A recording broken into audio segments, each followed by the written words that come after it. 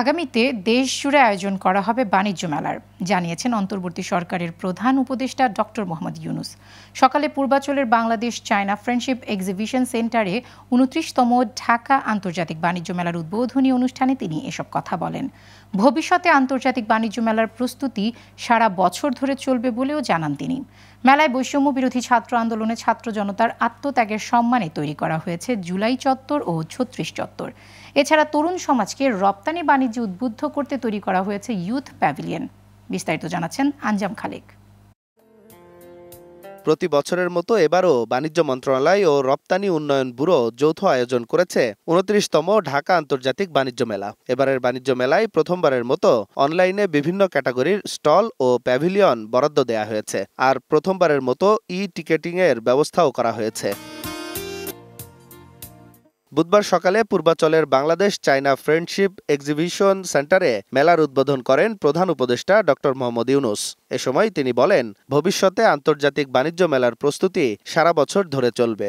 এই মেলার প্রস্তুতি সারা বছর ধরে চলবে।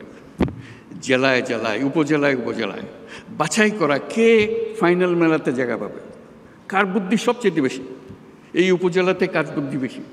আমি উপজেলাতে বলছি বলে ওরা কি করবে, অবাক কাণ্ড করে। কৃষিতে, শিল্পে, হস্তশিল্পে, কুটির শিল্পে যত রকমের জিনিস আছে প্রতিযোগিতা হবে।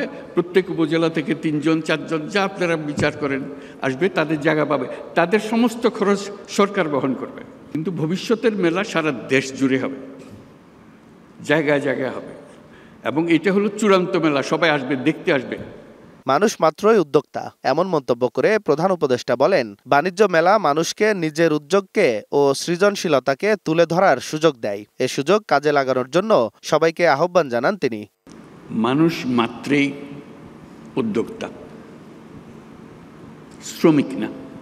মানুষের পথ হলো সৃষ্টি করা, নিজের মনের মধ্যে যা আছে তা সৃষ্টি করা, অন্যের হুকুমের সৃষ্টি করা না। এই মেলা একটা সুযোগ দেয় একজনেরটা দেখে আরেকজনের মাথায় সুরসুরি দেওয়া।